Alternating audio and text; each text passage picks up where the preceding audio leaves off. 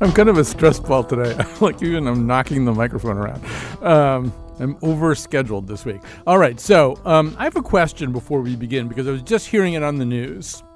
They were talking to the guy who won. He's a Yale guy. He won the Nobel Prize for Economics. And he says what everybody says. Some version of this, anyway, is what everybody says. He goes, well, no, I didn't recognize the number, so I thought it was a spam call. Does anybody ever think they probably did win the Nobel Prize, right? Because everybody now says that. I thought it was my Uncle Ralph calling. He does this every year. Sometimes he actually travels to Sweden so he can make the phone call. I'm like, hey, come on, Ralph, cut it out. And then it turned out I really won the Nobel. Is there anybody... Is there anybody left in the world who, like, when the phone rings on this day, they turn to the person in the house with them and goes, you know what that is? That's my freaking Nobel Prize, which I'm almost 100% sure I won this year. But it's sort of a prerequisite now, right? It's kind of like you have to say that, whether you believe it or not. You have to say, oh, no, I didn't think, I figured it was actually one of those things where they offer to restructure your student loans or something, or tell you you're going on a cruise. Anyway. The MacArthur's came out to the same kind of thing. Well, anyway, that's not what we're talking about today. What we decided to do was to make the airwaves available to you as callers. And I'll give you the number right now so you can think about calling. 860-275-7266. 860-275-7266. And let me say a few things. I mean, first of all, obviously, one reason, I think we're sort of all in a bad mood, a kind of a collective bad mood, except the people who are really happy about how things are going. There are people who are happy about how things are going. There are people who are very happy that Brett Kavanaugh is on the Supreme Court. And it's kind of important to remember that, too. It's important to remember that there's a whole bunch of people who have a completely different narrative from you. In the immortal words of the great Alexandra Petri of the Washington Post, and I will try to summarize them from memory.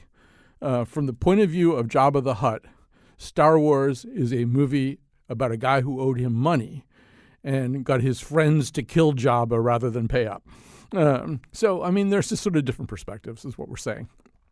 So there are people who are happy, and then there are people who are really unhappy. And I think even among the people who are happy, there's obviously something kind of viscerally divisive about what's happened over the last few weeks. We've wound up talking to one another, not just about our attitudes about who should be on the Supreme Court, but about an awful lot of other attitudes, about really how we process the stories that make up life.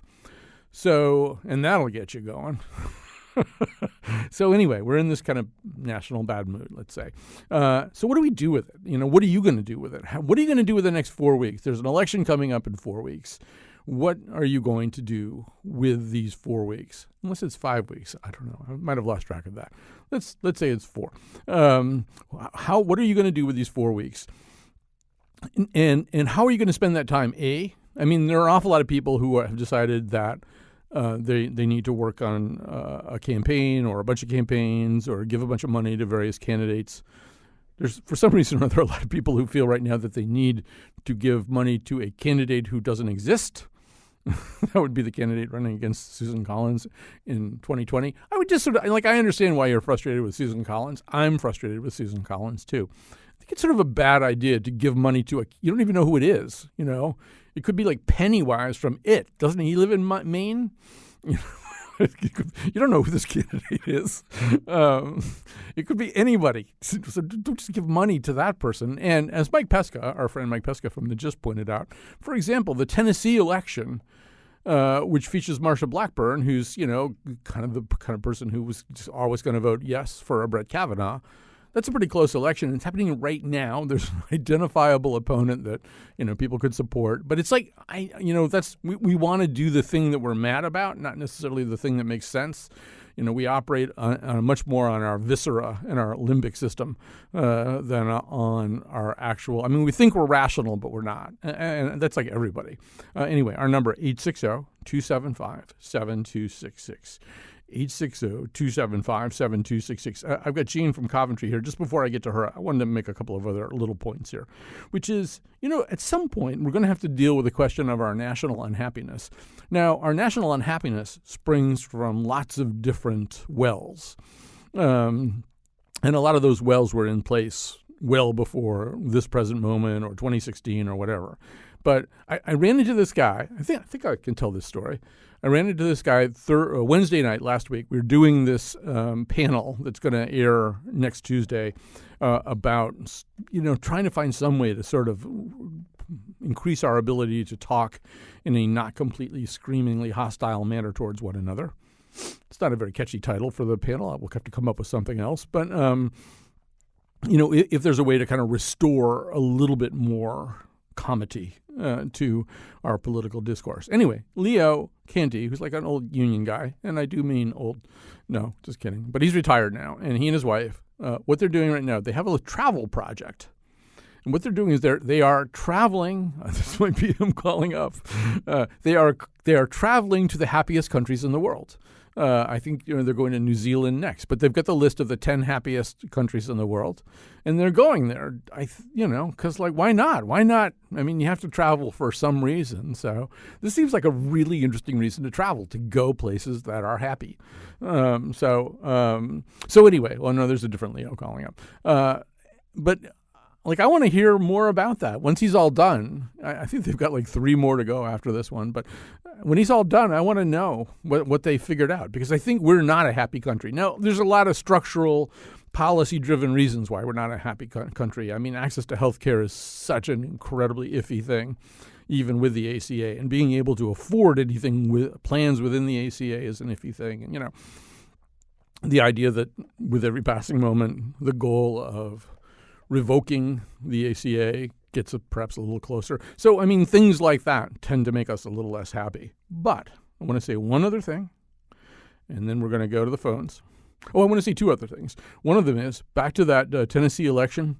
Right after Mike Pesca tweeted out something about, everybody seems to want to fund the election of Susan Collins's unknown opponent in 2020. What about a close election like Tennessee? Taylor Swift, who ordinarily does not take strong political stances, issued a blistering statement because, she obviously pays a lot of attention to Mike Pesca, big fan of The Gist. She a blistering statement about the politics of Tennessee and really encouraging people not to vote for the Republicans and blah, blah, blah. Anyway, so that was one of the things I wanted to say. The other thing I wanted to say, and then we're going to go to Gene and Leo and Amy and Peter on the line, is that there is a thing that I call, and we're going to discuss it a little bit more in the audio version, the radio version of the panel we did last Wednesday. There's something that I call the narcissism of the present moment. And what that is our belief that we are living in the most cataclysmic era of all time. Now, with what came out on climate change today, it's possible that in that sense we are. We might be living in the near extinction of the human race. So in that sense, I want to take that off the table for a moment, because really there's an argument for why are we even talking about Brett Kavanaugh? We should be talking about climate change. But if we take that off the table, there's this idea, this is the worst it's ever been. Well, no, it's not. Or now that it's gotten so bad, it can never get any better. Well, no, that's not true either. So 68 to 71, incredibly tumultuous time in this country. Bombs going off all the time. Bombs in this country going off all the time. All the time. It's not just bombs. I mean, people really not being able to get along. Then there were, we've been in world wars and depressions. Those were really bad times. The Civil War, pretty bad time in terms of Americans not being able to get along, and at the ends of those times of great tumult and crisis, we actually have been able to recover certain parts of ourselves and recover and patch up some of the divisions, but not some of the other divisions. Nothing ever gets as fixed as we want it to be, but it's also possible that nothing is ever quite as broken as we think it is. So I'm just sort of cautioning you on that as you deal with your own national bad mood. Now, as promised, we're going to the phones, 860-275-7266. I am going to go right down the line. Here's Gene from Coventry. Hi, Gene. Good morning. Or good afternoon, I'm sorry. Whatever. We're not picky. Yeah, I was just calling to make a comment. I was listening to Morning Edition. I was taking a long drive today, and listening a lot. And there was a representative for Donald Trump on, I think it was Morning Edition this morning, and they were interviewing him, and he just made a comment regarding the protesters for the Kavanaugh hearings, nomination, and he just described the group as radicals that were clawing and screeching at the doors. Mm-hmm. So and the interviewer just didn't really was kind of a little bit stunned at that tone as well, but didn't really, he said, don't you respect these people? But he said, well, they're, it just evoked,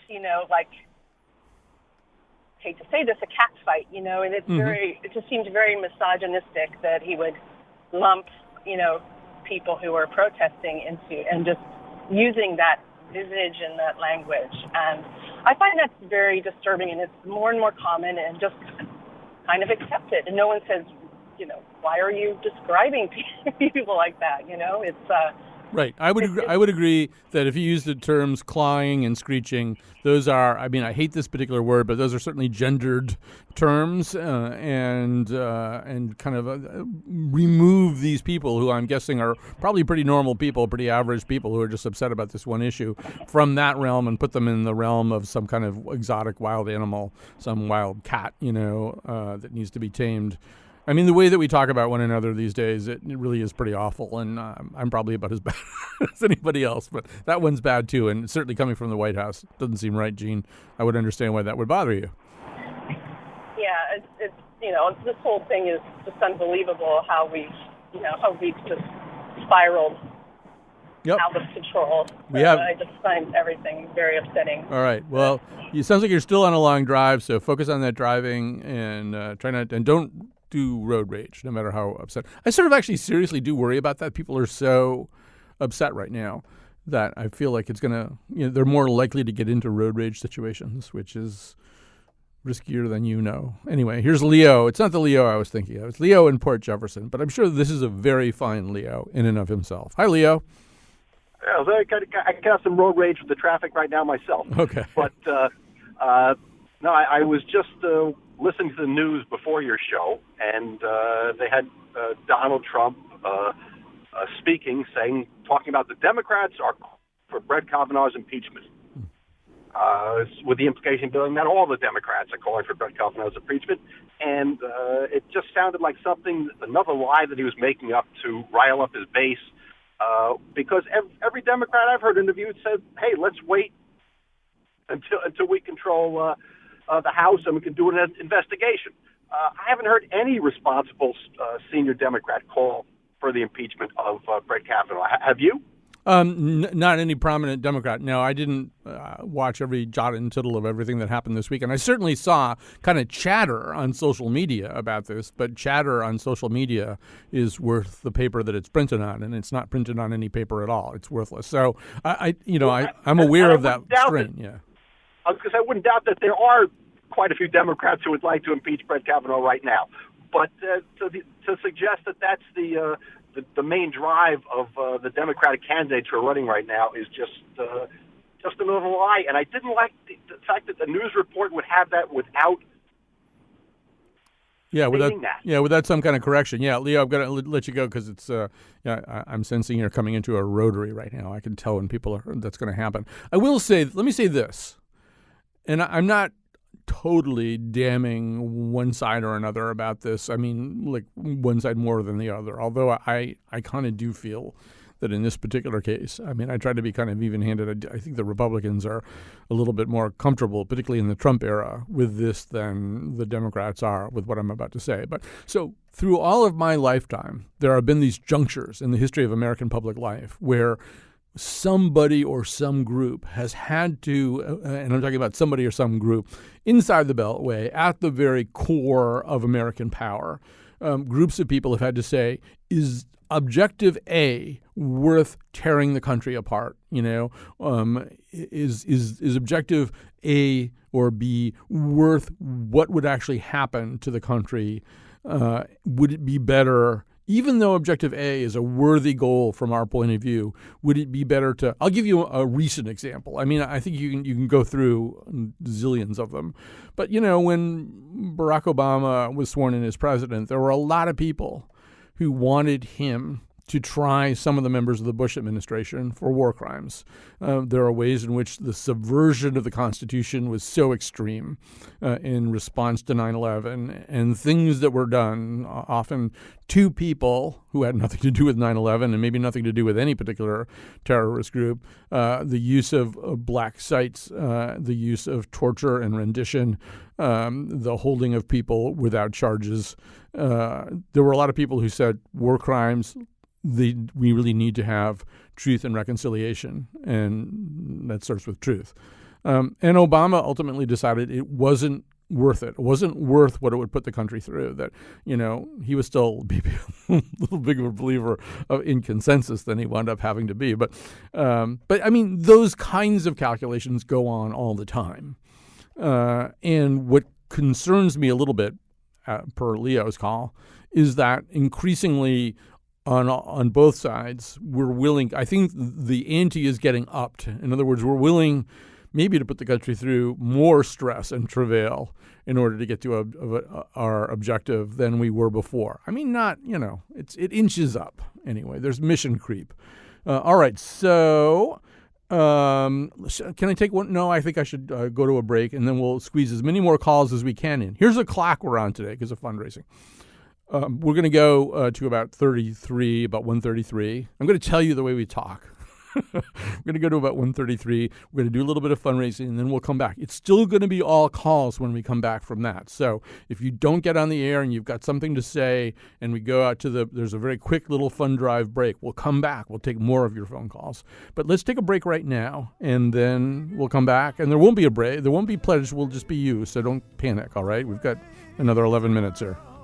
Lord knows it's a crazy world. All right, and we are back. We are relying heavily, maybe exclusively, on phone calls and my personal prattle today. So I'm just going to go right back to the phones here without further ado. We got a lot of people on the lines. Here's Amy in Niantic. Hi, Amy.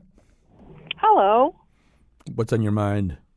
Well, I feel like there have been numerous times in this whole process where there was the possibility that we could have an exchange of ideas at a certain level, and something has happened that just makes your heart sink. I also heard on the news right before the show started about the idea that there are some Democrats who are trying to impeach Justice Kavanaugh. And I feel like, this is a done deal. We need to agree that this has been accomplished, whether or not we like it, and move forward. It just feeds into the Democrats have a sour grapes attitude that Trump's base believes. And I feel like I had the same moment of my heart sinking when the third accusation of sexual misconduct for then Judge Kavanaugh came up from Stormy Daniels' lawyer. And I thought, all right, we had something with some credibility, and now it's just sunk to a level where it's taken all of the legitimacy out of what might have been a conversation. Right. I agree with you 100%. I sort of feel like somebody needs to tell Michael Avenatti what his lane is and then to stay in it. Because, the Stormy Daniels stuff was kind of interesting, and he handled it in a way that kind of befit the subject matter. But, when he brought that thing forward, I thought, sometimes you're handing the other side a blowtorch to scorch you with, And, yes. and so, I don't know how many times I heard Republicans go, gang rape? No, he didn't do gang rape. They're just saying he did gang rape, as though that were sort of the main charge coming against Kavanaugh. Because then they're going to go to the most ludicrous part of the charges, and that's what they're going to put forward, and that's what they're going to get people to respond to. Right. And I think similarly, most of the impeach Kavanaugh stuff is kind of a straw thing that doesn't really have a lot of traction in any mainstream channels, but it's a very exciting thing to bring up if you want to, as you're suggesting, discredit the opposition. So, yeah. And maintain that sense of Republican outrage that you hope will take people to the polls to vote the way you would like them to vote. Right. And you know, the traditional thinking about all this, and traditional thinking, I freely acknowledge, is almost useless these days. But the traditional thinking about this is that the losing side, the side of the grievance, has the electoral advantage. So, you know, with 4 weeks to go, the Democrats, having kind of lost their ability to block Kavanaugh, should have a tactical and emotional motivational advantage in terms of getting to the polls. And I think the Republicans are keenly aware of that. So they're kind of looking for things that they can bring up that sound like potential grievances. And this impeachment thing, I think, would be one of them. All right. Well, great to talk to you, Amy. Enjoy the rest of your day. I'm just going right down without fear or favor. I'm going right down the line. Well, with some fear. And just clicking each box here on the screen. So here's Peter in Mansfield. Hi, Peter. You're on the air. Hi, Colin. I've been meaning to call you about this for 2 or 3 years, bringing this all back to Connecticut and your program, The Wheelhouse. And I call as a fan of you and Bill Curry and all of them who come on The Wheelhouse. But I think that you have a little bit of a responsibility here too. You know, The Wheelhouse has such a sour view of Connecticut politics. It's a view that says things are going wrong here because Connecticut legislators and politicians are clowns and crooks, and that's about it. That's about who they are, clowns and crooks. And I think that, you know, one of the biggest problems with that thesis, besides the sourness and the cynicism that it creates, is that it's intellectually lazy. I mean, you and Bill Curry could do better than to always come back at that point. So, you know, there are a couple of ways. I'll give you an example, a few examples, really. I mean, you go, and by the way, there were definitely clowns and crooks in the legislature, no question about it. But that, I think, it's just a small part of the story. So, you know, it's pretty much clear that whichever gubernatorial candidate, certainly 4 years ago, and probably this year too, as gubernatorial candidates have to contend with this incredible budget mess that we're in, that the candidate who speaks most truthfully about the pain that we're going to have to go through to fix this is probably the one who's going to lose. And I think that that's part of what your discussion on The Wheelhouse should be, what the role of the electorate is. And frankly, you know, if the one who told the truth or who was most candid would increase their chances of election, guess what? They would speak more candidly. But okay, I'm just gonna stop you here just for time's sake. I'll just say a couple of things about that. The point that you're making is true, but it's always true. It's not just true in Connecticut. It's not just true. I mean, it's true everywhere. It's, you know, I mean, how do you think Ronald Reagan got elected all the time? I mean, basically, if you tell people you've got a way to cut their taxes, solve their problems, make things better, that doesn't involve any pain, you always have a tactical advantage over some, you know, Michael Dukakis guy who wants to talk to you very realistically about this. And that's not a problem caused by the press, or it's just sort of the nature of politics. It's a very hard thing to get away from. And as far as The Wheelhouse goes, I understand your criticism, and we're probably guilty of having a little bit too much fun ridiculing various politicians. But I mean, I also think we do some pretty serious substantive policy stuff. And I don't know if you saw my column this past Sunday where I talk about the fact that really none of these candidates is the kind of policy master that Dan Malloy is, you know, for all the talk of, oh, I'm not Dan Malloy, he's Dan Malloy sucks. The truth is Malloy has an awful lot more substance and campaigning ability than any of these guys.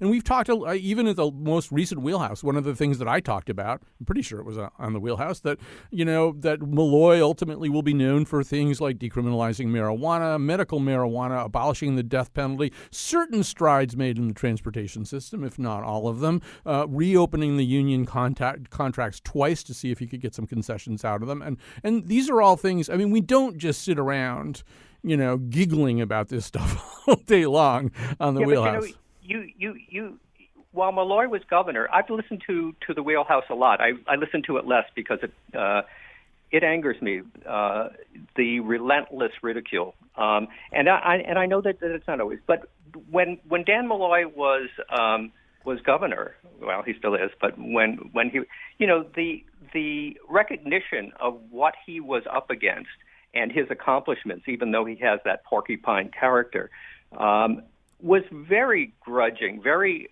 this is kind of like speaking. Not wanting to speak poorly of somebody who's just died. Well, this will be the end of his political career, and now you're open-heartedly, giving him some of his due. But again, the overwhelming tenor is just something else. And that you and Bill Curry could do a much better job of telling us the true dynamics. Well, I think, first of all, I'm going to have to stop here because we're coming up to a fundraising break. First of all, it's mainly Bill Curry's fault. I think we would all agree that if there's a problem, if there's a note of negativity or anything like that, I think we could all unanimously and wholeheartedly agree it's Bill Curry's fault. Which was it 3340? When am I going out here? Okay, so that's number one. I also feel like, look, I mean, if that's your take on the Wheelhouse, that's fine. I think basically we try to have really balanced panels. We talk about a lot of stuff. I mean, part of it is our job to criticize politicians. Anyway, we got to raise a little money here. Thank you for supporting the show. Please support the show.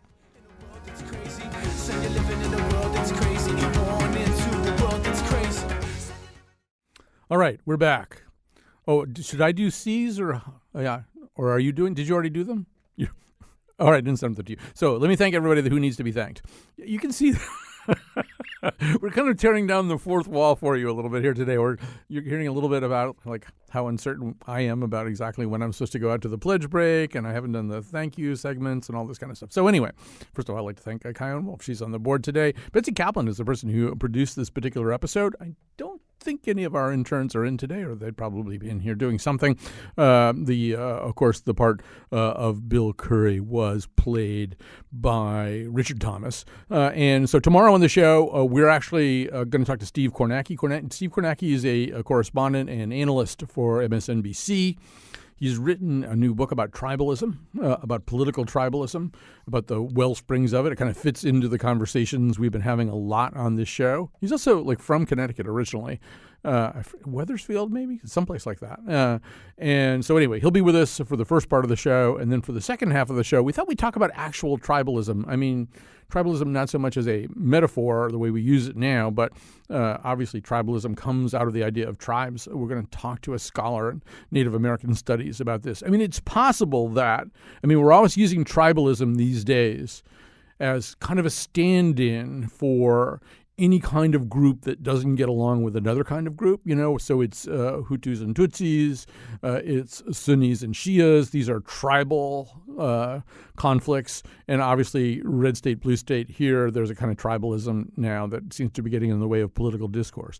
It's possible, I'm not saying for sure, but it's possible we'd actually be better off if we were more like actual tribes, that there are maybe some evidence that Native American tribes were less destructive of one another a lot of the time than we are. Anyway, so that'll be the second half of the show. But political tribalism, Steve Kornacki first. Okay, so we're going to go back to the phones here, 860-275-7266. I sort of opened the phones on kind of a national bad mood moment. If you're just tuning in, it's kind of like, I have this sense right now that there's not a malaise, but sort of this seething, percolating sense of really visceral discontent.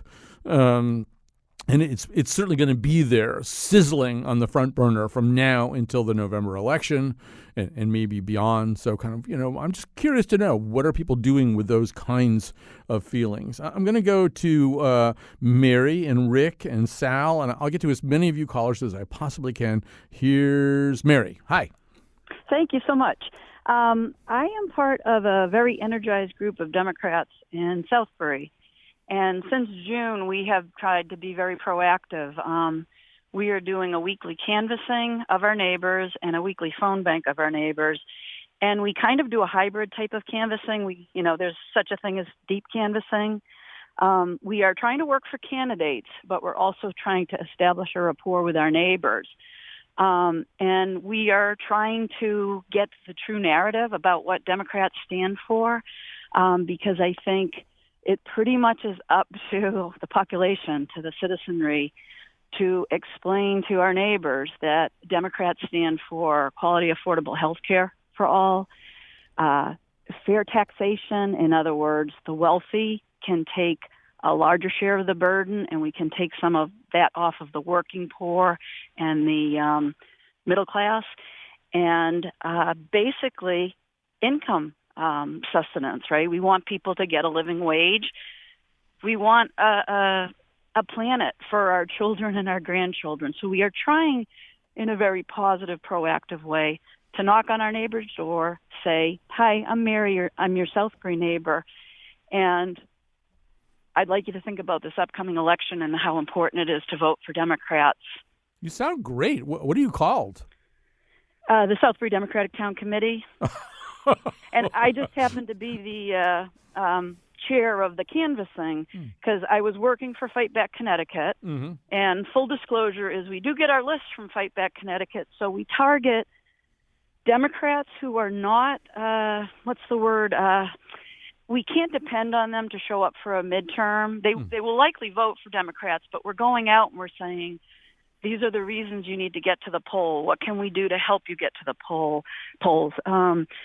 We also go to unaffiliated that we think probably lean more Democrat. And I tell you, 10 of us went out, Colin, yesterday, and, Southbury's a tough terrain. I don't know if you've ever been there, but, it's not easy canvassing. Right. You have to be on a lot of treacherous roads. And we probably knocked on 68 doors, which is not going to get us in the Guinness World Book of Records. But we talked to probably 32 neighbors. And I can say hugely people were like, you know what? In the past, I maybe said I was going to look at the issues, I was going to look at the candidate. But I know how important it is to vote for Democrats because we're losing our representative government. Right. I like the thing that you started out with a lot, Mary. That idea of really just talking about issues, talking about the things that you think. And I like your idea, too, of the population defining what the Democratic Party is or the Republican Party is. I think one of the problems that's happened, one of the things that has crippled our political discourse and our politics in Washington right now is that we have elected members of Congress who are less sensible and less amenable to reason and less aware of some of the ideas that you just articulated than the population is. It's one of the reasons why our politics, and once again, this is going to come up a little bit more on next Tuesday's show too, but maybe tomorrow with Kornacki, for all I know. Our politics have devolved into these elections that are about acquiring a slim majority for one side. And then that one side tries to either do things that they want to do, but they can't do it all the way because they don't have the preponderant majority that they need, and then 2 years or 4 years later, they lose their slim majority. It is replaced by the other side's slim majority. The other side, tries to undo everything that the first side did, and then try to put in place their watered down versions of their own ideas. And you can argue that ultimately that keeps in check really bad ideas. Like if Paul Ryan could do anything he wanted, the Medicare and Social Security that you and I have paid into and rely on would probably be substantially compromised. So it's good that Paul Ryan, when he's in power, can't have anything that he wants. And I suppose the other side thinks it's good, that Chuck Schumer can't have anything that he wants. But it also makes progress very difficult. And it's, I think, important for us as a nation to figure out what are the things we really do agree on. I think there's more agreement about things like health care and gun background checks and stuff like that than what we get at the level of our congressional discourse. Sorry to go on. All right, here's Rick. Rick in Hartford. By the way, our number is 860-275-7266, although we're kind of, full of calls here now. Hi, Rick, you're on the air. Hey, Colin, it's difficult not to get tangled up in tactics. So what I try to do is to go above and look strategically. The election, the format was set up when the country was agrarian. It was an agrarian society. Then it became an industrial society. And the owners with capital call the ball. Labor starts getting strong. And now we're in what I call, for want of a better term, the cyber informational society, where citizens who pay attention, who have information, can make the difference. Bottom line, the way we can increase our common ground is to have more people look at voting like a purchase. It's like Amazon. When you go, and to make it easy for people to make that choice, forget about Election Day. How about election weekend, 24/7? That's the way America is today. People work 2 jobs, some work 3. I think that's I think that idea is a great proposal. That idea of making, if that's what you're talking about, making electoral participation easier. I used to not believe this. This is an area where I've really changed. I used to think, you know what? There's election day. It starts early in the morning, 6 in the morning, ends at 8 p.m. You can vote. But I now am much more in favor of early voting, voting by mail, all that kind of stuff. Anything that sort of gets more people into the system. And I think Rick is right. People are super busy right now, and they're used to the idea that they can do things, they can accomplish important things with keystrokes. I mean, it should make us less pressured right now that we don't have to churn our own butter, but somehow or other it doesn't. All right, here's Sal in East Haddam. Hi, Sal. You're on the air. Hi, Colin. How are you? Good. Good. First of all, I'd like to say I enjoy your show most of the time.